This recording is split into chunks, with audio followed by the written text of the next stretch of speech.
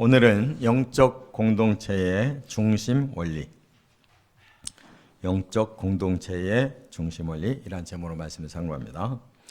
이제 오늘부터 신명기로 넘어가는데, 이 신명기라는 말은 거듭해서 하나님의 명령을 말한다, 그런 말입니다.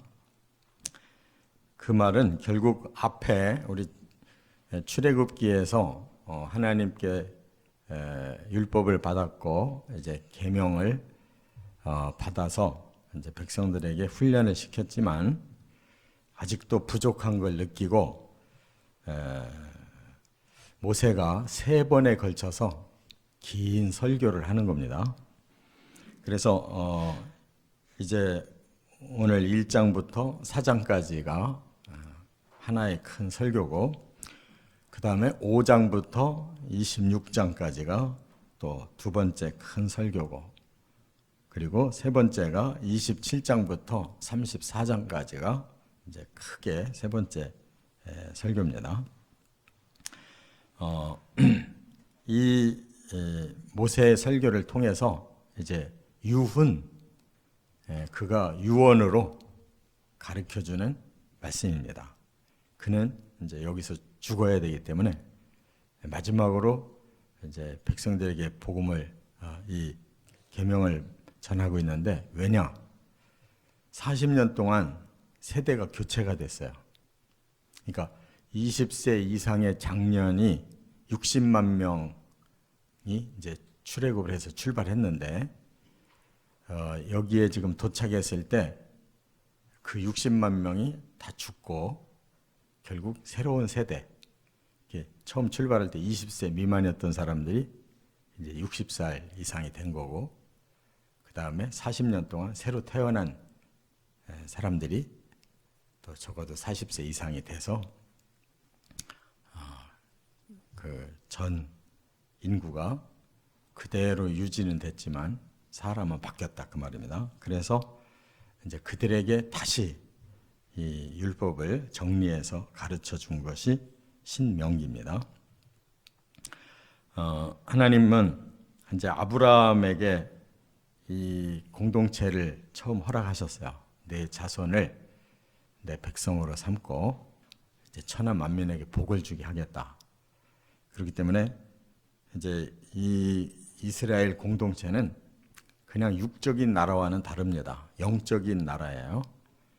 그래서 그들을 먼저 샘플로 영적인 백성들을 만들어서 가나안 땅을 영적인 나라로 주고, 그곳에서 하나님이 원하시는 그 천국의 모형을 보여주려고 하신 거예요. 그리고 그 이스라엘 백성들을 통해서 모든 나라와 민족에게 그 하나님의 복음을 전해서 세상 사람들을 이제 구원하고자 하는 게 목적이셨어요. 그렇기 때문에 가나안 땅은 지구의 중심부입니다. 거기서 남쪽으로 아프리카, 서쪽으로 유럽, 동쪽으로 아시아가 시작되는 가장 중심지예요. 하나님이 젖과 꿀이 흐르는 땅이라는 것은 그 땅이 진짜 옥토여서 그런 말씀한 게 아니고, 그것은 예표의 뜻으로 젖과 꿀이 흐른다 그러면 아주 그 시대 사람들에게는 아주 가장 자기들이 살기 좋은 그런 축복의 땅을 의미하는 거예요. 이게 이제 영적인 의미입니다. 사실은 아프리카의 첫 번째 나라 이집트가 세계의 문명 발상국이에요. 또 이스라엘에서 더 올라가서 지금의 이라크 지역, 그 땅이 메소포타미아 문명의 출발지예요. 그 이스라엘은 그 중간 땅인데 가장 형편없는 땅이란 말이에요. 그러니까 그건 육적인 땅을 말하는 게 아니에요. 영적으로 그 세상에 범죄하고 타락한 자들을, 이 이스라엘 선민을 가나안 땅에다 심어서 거기서 이제 남쪽으로 또 서쪽으로 동쪽으로 퍼뜨려서 온 세계 복음화하려고 한 건데, 그들이 먼저 타락해가지고 다 예수님 오시기 전에 다 망해버리는 거예요. 그렇기 때문에 예수님 오셔서도 결국은 이스라엘은 등 돌리고 소수의 제자들만 예수님의 뜻을 따라서 그렇게 복음이 전해지려니까 이제는 이스라엘 사람을 쓰신 게 아니고 이방인을 써서 이렇게 온 세계를 다 복음을 돌린 겁니다. 그러니까 우리는 이 신명기의 말씀을 과거 이스라엘 사람들 버렸지만 새 이스라엘, 영적인 하나님의 백성은 유대인이든 이방인이든 상관없이 복음을 믿고 순종하는 자가 하나님 선민인 줄 믿습니다. 우리에게 주신 말씀이라 그 말이에요. 교회 공동체의 원리도 똑같은 거예요. 자, 세 가지가 중요해요. 첫째, 1절부터 8절에 보면 비전을 모세가 먼저 주고 있어요. 하나님은 어떤 계획을 가지고 계시냐, 너희에게 어떤 꿈을 주셨느냐를 먼저 1절부터 8절에 설명하는데 이제 신세대들에게 그 정리된 하나님의 말씀을 주고 있어요. 그래서 여기 7절에 보면 방향을 돌려 행진하여 아모리 족속의 산지로 가고 그 근방 곳곳으로 가고 아라바와 산지와 평지와 네겝과 해변과 가나안 족속의 땅과 레바논과 큰 강 유브라데까지 가라 그랬어요. 이 말은 뭐냐면 이스라엘의 지경을 다시 말하는 거예요. 하나님이 너희에게 주고자 하는 땅은 이런 땅이다. 그래서 큰 강 유브라데까지 가라는 말은 지금 유브라데 강이 지금도 있어요. 그 바로 이라크 땅의 한 중간을 지나가고 있다. 그래서 쿠웨이트의 그 해안으로 물이 다 거기가 하류에 다 내려가는 거예요. 그러니까 하나님은 아브라함 때 그 얘기를 하셨어요. 너에게 줄 땅의 그 경계는 유브라데까지다 그랬거든요. 그러니까 거기까지 이스라엘은 가지 못했어요. 많이 간 것이 바로 헬몬산까지 올라간 겁니다. 이렇게 하나님의 비전을 주셨지만 결국 이스라엘은 그 비전을 다 이루지 못한 자들이에요. 그래서 이 모세 시대보다 600년 전인 아브라함에게 이미 유브라데까지라는 것을 밝혀주시고 오늘 모세가 그 사실을 다시 일러주잖아요. 너희들의 목표는 여기까지다. 이렇게 비전을 주고 계셔요. 우리에게 가나안 땅이라는 것은 바로 천국의 모형이에요. 그래서 우리의 비전은 천국이다 이거예요. 너희가 가야 할 곳은 천국이다. 하나님 나라다 하는 것을 보여주고 있어요. 그렇기 때문에 우리 마음은 여기가 관심이 많지만 나는 여기에서 무엇을 누려야 되는가?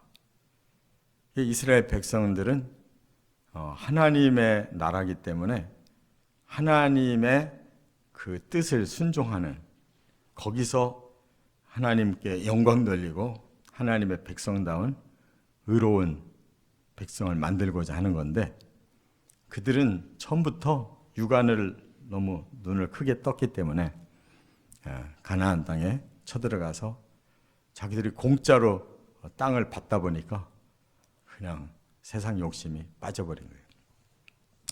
이와 같이 예수님도 우리에게 천국을 목표로 주셨어요. 마태복음 11장 12절에 천국은 침노하는 자의 것이다 그랬어요. 가나안 땅도 말씀대로 그 지역을 쳐들어가서 악을 제거하고 정복하면 하나님의 땅이 되는데 예수님도 너희가 이 땅에서 복음을 땅끝까지 전해가지고 그들로 하여금 천국을 침노하게 하라. 그래서 모든 족속으로 제자를 삼고 그래서 그러니까 우리는 이 땅에 제자 삼는 것이 끝이 아니에요. 제자를 삼아서 천국으로 보내는 게 목표인 줄 깨달으시기 바랍니다. 두 번째, 9절부터 15절까지는 영적 질서에 대해서 그 중요성을 말씀하고 있어요.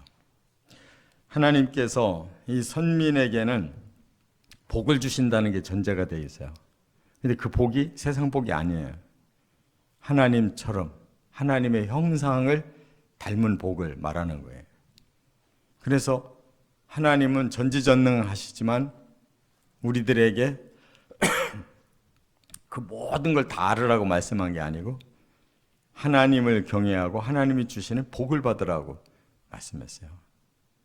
그러니까 우리가 교만해져서 하나님처럼 높아지려고 하는 게 우리의 목표가 되면 안 되고 하나님의 진리를 순종해서 하나님의 성품을 담고 하나님 나라에서 하나님과 함께 살 수 있는 그런 변화된 의로운 사람이 돼야 되는데 그렇게 하기 위해서 지금 모세에게 하나님이 명령하신 게 뭐냐? 13절에 너희의 각 지파에서 지혜와 지식이 있는 인정받는 자들을 택하라. 내가 그들을 세워 너희 수령을 삼으리라. 어떤 사람을 세우라고 그랬냐면 지혜와 지식이 있는 자를 세우래요. 그러니까 이 세상처럼 뭐 돈 많은 사람, 뭐 공부 많이 한 사람, 빽 좋은 사람, 뭐 사업 수완이 능한 사람을 택하는 게 아니에요. 하나님의 그 지혜를 그들이 사모해서 받고 하나님이 주신 지식을 가지고 사람들을 다스릴 수 있는 이러한 영적 조직체에 필요한 일꾼들을 뽑아서 쓰라는 거예요. 이것이 이제 출애굽기 17장에서부터 연유가 돼요. 모세가 백성들이 다툼이 생기면 하루 종일 모세 앞에 나와서 계속 이제 하소연하면 모세가 그거를 해결해 주느라고 정신이 없었어요. 장인이 들어가 보고 너는 왜 혼자서 그렇게 힘들게 일을 하느냐. 바로 이 하나님 말씀대로 지혜롭고 지식 있는 사람들을 뽑아가지고 천부장, 백부장 이렇게 그 하부 조직을 만들어서 그들이 먼저 작은 일은 그 작은 자들에 의해서 다스려지고 그게 안 되면 또 백부장으로 올라가고 안 되면 천부장으로 올라가고 그것도 안 되면 모세에게 오게 해라. 그래야 이 하나님의 영적 질서가 지켜지지. 너 혼자 어떻게 그걸 하냐 그랬었잖아요. 이처럼 하나님의 공동체는 하나님의 진리로 훈련받아서 질서가 영적 질서가 생겨야 복이 오는 거예요. 그냥 너나 나나 복 달라고 해서 오는 게 아니란 말이에요. 그러니까 하나님 나라라고 하는 것은 바로 진리로 가득한 나라고 하나님의 성품을 모두가 받았기 때문에 죄를 짓지 않고 서로 사랑하고 모두가 다 의롭게 사는 나라란 말이에요. 그런 나라를 가나안 땅에다가 만들으라고 목표를 줬단 말이에요. 그러니까 교회 공동체는 사람의 숫자도 중요하지만 한 사람 한 사람이 하나님의 영적 질서가 세워지는 영적 훈련이 잘 돼서 이 작은 공동체를 할지라도 하나님을 정말 신실하게 믿고 하나님의 마음이 점점 풍성해지는 공동체를 이루는 것이 그게 중요한 복의 원리임을 깨달으시 바랍니다. 세 번째는 16절부터 18절에 보면 공의를 하나님께서 강조하시고 있어요. 자, 17절에 보면 이렇게 말씀했어요. 재판은 하나님께 속한 것인즉. 재판이 하나님께 속했다라는 말은 최종 판단을 하나님이 하시는 거예요. 너희는 재판할 때 외모를 보지 말고 귀천을 차별 없이 듣고 사람의 낯을 두려워하지 말고 스스로 결단하기 어려운 일이 있거든 내게로 돌리라 내가 드리리라. 최종 판단을 하나님이 하신다는 거예요. 그렇기 때문에 하나님의 판단의 그 기준이 뭐냐? 공의예요. 하나님은 개별적으로 말하면 정의로운 자가 되게 하고 공동체로 말하면 공의로운 모두가 의로운 나라를 만들기를 원하신다는 거예요. 그래서 출애굽기 20장에 율법을 주시고 그 율법을 가르쳐서 40년 동안 계속 심어준 건데 40년 동안에 그들은 계속 불순종해서 율법에 실패한 자들이에요. 그래서 복음 주신 거예요. 지금도 율법은 그대로 이렇게 우리 구약에 살아있지만 못 지켜요, 사람들이. 그러니까 예레미야 31장에 내가 새 언약을 너희에게 줄게. 아예 너희 마음에 하나님의 법이 있고 너희 마음으로 그걸 이루게 해줄게. 그래서 복음을 이제 우리의 마음에 심어주셨는데 율법을 많은 지식을 알아도 내가 행동으로 그걸 지키지를 못해. 그래서 복음은 회개하고 또 다시 출발하고 성령을 통해서 우리에게 신령한 힘을 넣어줌으로 그 목표를 이루어가는 것. 그래서 하나님이 천국의 백성, 의로운 백성을 만드는 게 목표다 그 말이에요. 그렇기 때문에 재판은 우리가 한다고 생각하면 큰일 나는 거예요. 사람은 재판할 그런 능력도 없고 권리가 없어요. 그래서 서로 용서해야 되는 거예요. 아무리 훌륭한 재판장 앞에서 재판을 받아도 다 하자가 있어요. 다 사람은 편협한 거예요. 다 자기 중심으로 생각하고 상대가 틀렸고 나만 옳다고 하니까 그걸 올바르게 판단해주면 나도 죄인이고 너도 죄인이고 하나님 앞에 죄를 용서받고 우리 서로 화해하자. 이게 재판의 결론이 돼야 되는 거예요. 그렇지 않고 누군가가 이겼다. 이긴 자가 또 벌을 받아야 되는 거예요. 진자만 벌을 받는 게 아니에요. 그렇기 때문에 우리 모두가 의로운 하나님을 닮아가고 그러기 위해서 한없이 회개하고 내 자아를 겸손하게 내려놓고 복음과 진리의 지배를 받아야 되는 거지. 내 생각이 항상 살아있으면 자기중심적으로 이기적인 그러한 생각을 하고 그 결과는 항상 남에게 죄를 짓게 되고 우리 자신은 자기의 죄를 자꾸 숨기기만 하지 결국 그 죄 때문에 우리는 하나님의 심판대 앞에 섰을 때 다 낙오될 수밖에 없는 거예요. 이렇게 하나님의 말씀은 우리의 마음에 공의를 주는 것이 목적이십니다. 깨달으십니까? 네. 내 마음에 공의로운 생각이 점점 줄어들면 그 사람은 신앙생활 잘못하는 거예요. 내 마음이 점점 공의롭게 바뀌어야 돼. 그래서 그런 욕심이 사라지고 그런 거짓말이 없어지고 순수해지는 마음이 우리 공동체 안에 점점 강해져야 돼요. 그게 하나님 나라예요.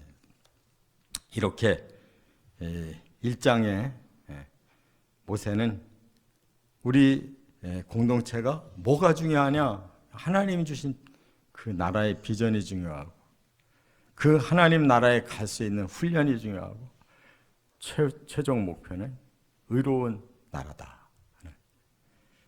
꼭 실천하고 우리도 남을 다 용서해 가면서 나를 비워가면서 이렇게 하나님 백성 되어 가시기를 주의 이름으로 축원합니다.